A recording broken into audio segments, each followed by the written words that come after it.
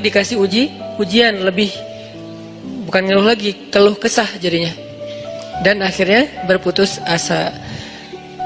Orang yang Allah jaga hatinya dalam keadaan senang dan susah, salah satu contohnya adalah orang yang yunfiquna fis sarra'i wad dharra, orang yang bisa tetap beramal soleh, tetap berinfak, bisa tetap bantu orang bahkan ketika dia dalam keadaan dharra, dalam keadaan susah. Yang kadang-kadang ngebantu orang itu beresiko buat dia sendiri. Dia sendiri lagi butuh bantuan, tapi dia juga malah bantu orang lain.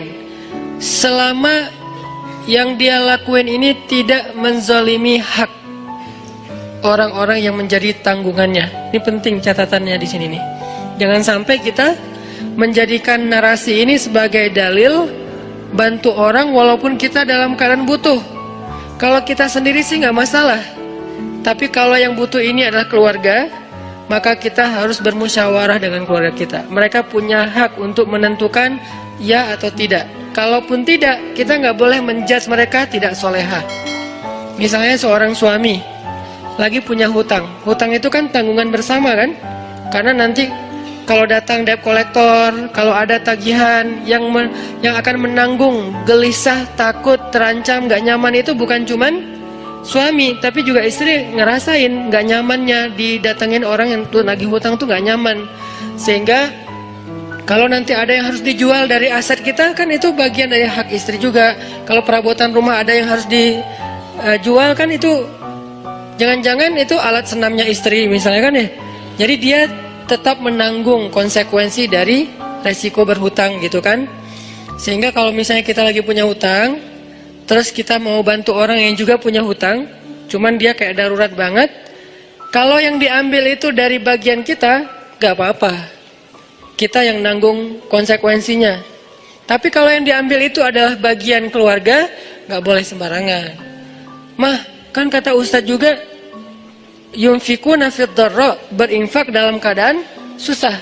Orang-orang Ansar yu'thiruna ala anfusihim walau kana bihim khasasah. Kita ngeluarin dalil itu fasih, tapi ternyata salah tempat. Dalilnya nggak diragukan kesahihannya, ayatnya jelas. Apa yang ada yang di surat Al-Baqarah, ada yang surat apa itu yang yu'thiruna ala anfusihim. Jadi artinya nggak salah dengan dalil, tapi kurang bijaksana. Kurang apa bijaksana teh? Kurang hikmah. Kurang hikmah, kurang wise, kurang bijaksana. Kenapa?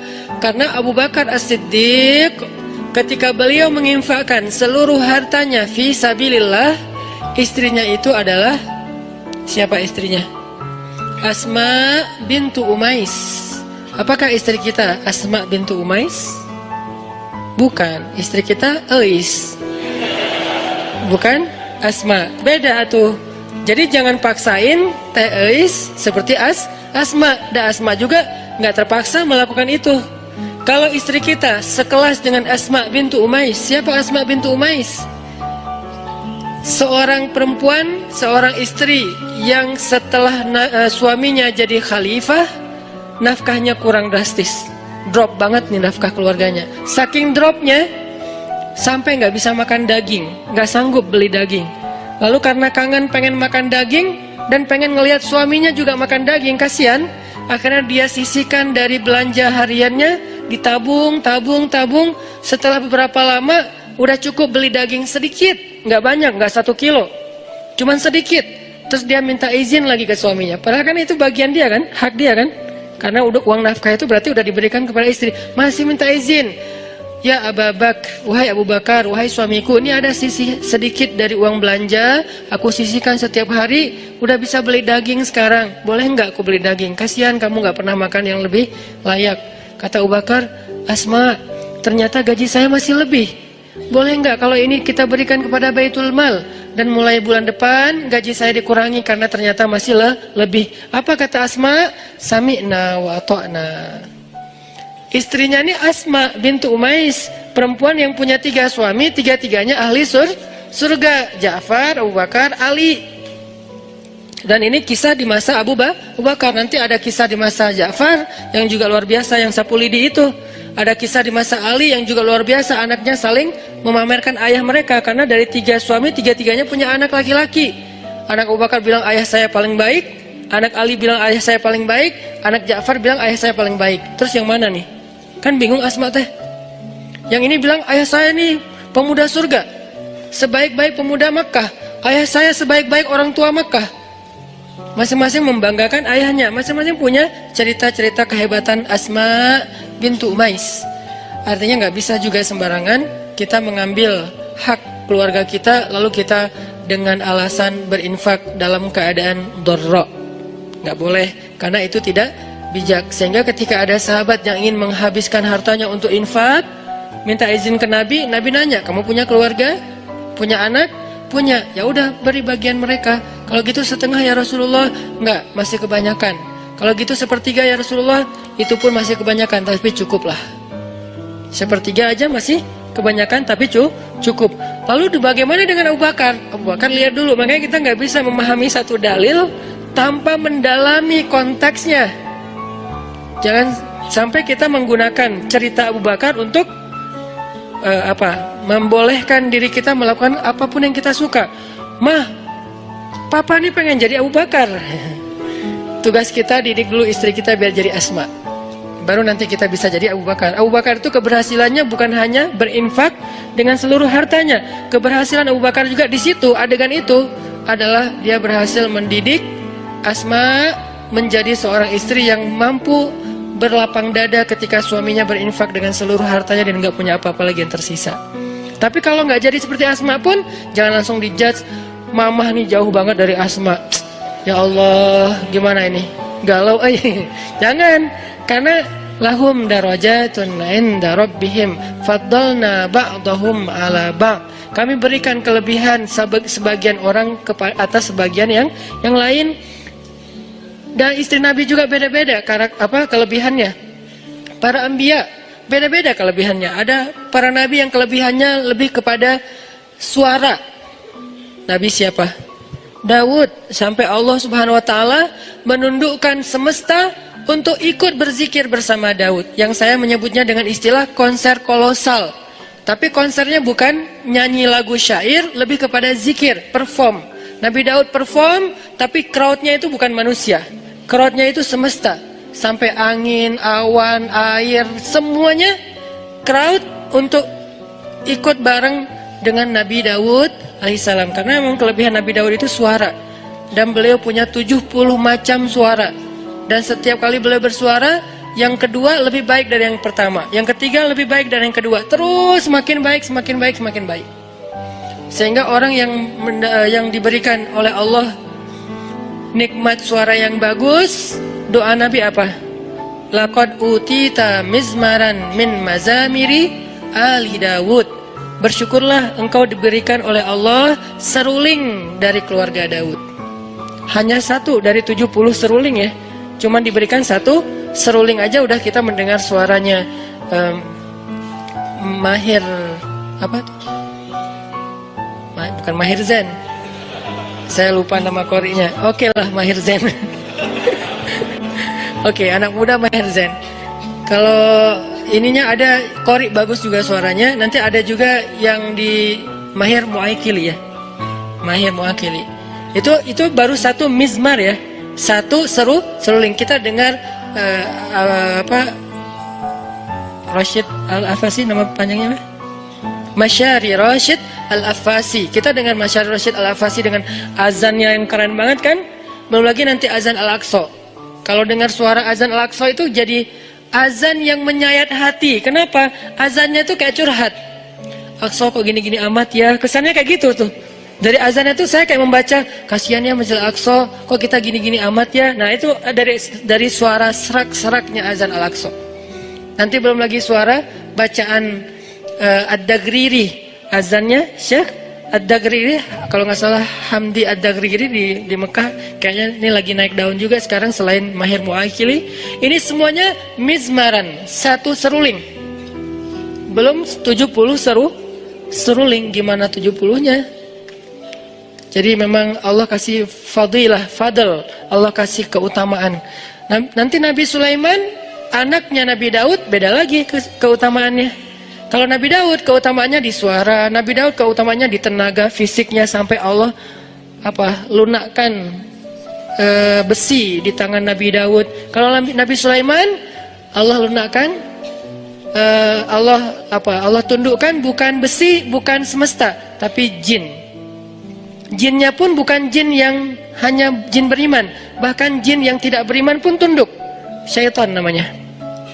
Kalau jin beriman kan jin doang ya. Kalau jin yang tidak beriman syaitan. Syaitan aja tunduk. Kenapa? Takut sama Nabi Sulaiman. Kami tundukkan angin. Ini fadlnya Nabi Sulaiman. Nanti Nabi siapa lagi misalnya? Nabi Musa. Allah kasih fadl tersendiri, berbeda dengan saudaranya Harun. Harun fadlnya lisan. Musa fadlnya kegagahannya, kekuatan azamnya, kekuatan fisiknya. Sehingga ketika mereka berdua kolaborasi, ini jadi sebuah revolusi yang luar biasa. Ngalahin Fir'aun, ngalahin Haman, ngalahin Korun, bahkan ngalahin Samiri. Kan banyak nama-nama tokoh antagonis pada era itu kan. Fir'aun, Haman, Korun, Samiri ini kan antagonis semua nih. Jadi penjahatnya. Terus superhero-nya, superhero. Jagoan-jagoannya, Musa, Harun, Masyitah, apalagi nanti Asiyah, kan banyak kan jagoan-jagoan yang keren-kerennya nih. Jadi intinya adalah fadl. Setiap orang diberikan fadl. Jadi kalau kita ngelihat ada istri, ada suami yang mungkin kalau dibandingkan dengan orang lain dia kurang di sini, jangan langsung dijudge kok dia gini-gini amat ya. Ada fadl yang dia miliki yang orang lain nggak punya. Toh sahabat juga gitu. Abu Bakar dengan Umar, coba lihat bedanya. Abu Bakar dengan kelembutannya bermanfaat untuk umat. Umar dengan ketegasannya, bukan tegas, bahkan kekerasannya juga bermanfaat untuk umat. Nanti ada Utsman dengan malu-malunya tetap bermanfaat juga buat umat. Sifat malu aja jadi kebaikan. Ali dengan sama sih pemalu, cuman beda adegan, beda cerita. Tapi sisi lainnya Ali dengan kesatrianya bermanfaat untuk umat. Intinya teman-teman, nggak boleh kita memaksa semua orang itu dengan satu model. Bahkan Allah sendiri mengatakan faddalna ba'dahum ala ba'd. Kami berikan keutamaan sebagian atas sebagian yang lain. Bahkan Nabi Sulaiman alaihissalam ketika mau memindahkan singgasananya Ratu Balqis di Yaman, Nabi Sulaiman memberikan tender kepada para pengikutnya. Siapa yang mau memindahkan singgasana Balqis? Terus ada jin, Ifrit, bilang saya bisa pindahkan istana itu sebelum rapat ini bubar. Sebelum rapat ini bubar. Apa bahasa di Al-Quran? Dalam sebelum Anda bangkit, sebelum Sulaiman bangkit dari tempat duduk.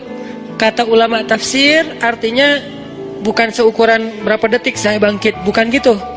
Menurut sebagian besar jumhur ulama tafsir, arti bangkit dari tempat duduk itu sebelum rapat beres, kurang lebih 1 jam.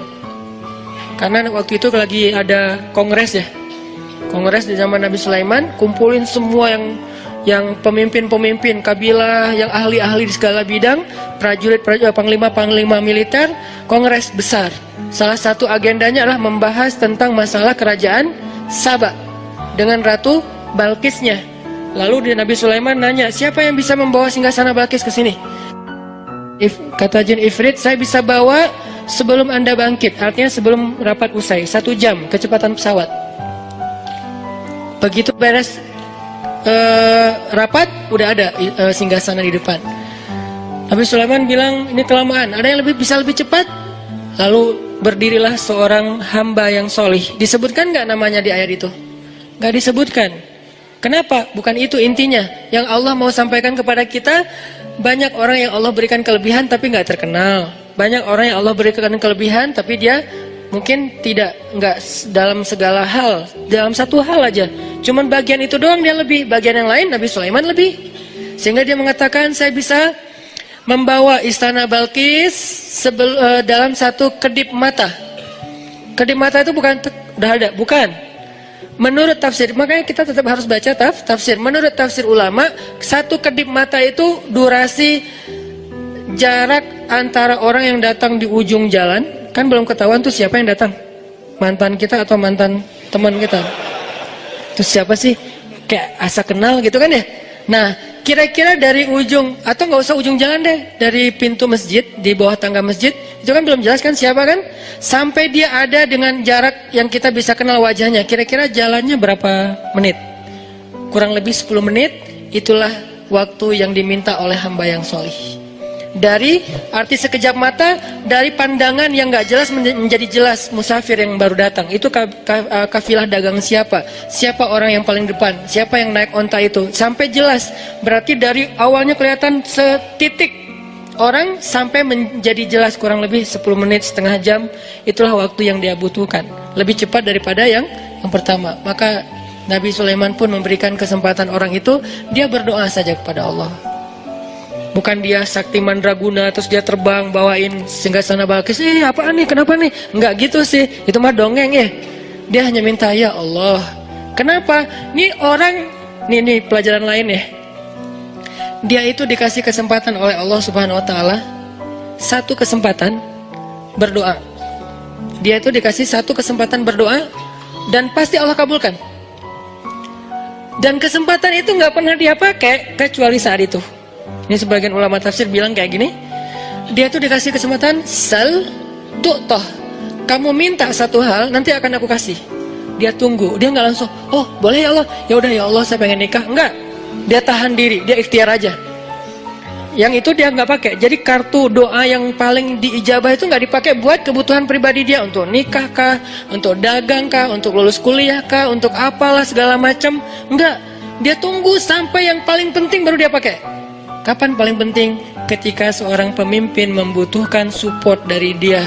Siapa yang bisa support saya dalam dakwah? Siapa yang bisa support saya untuk ekspansi kekuasaan yang adil, yaitu kekuasaan agama Allah? Baru dia pakai, ya Nabi ya Allah, saya.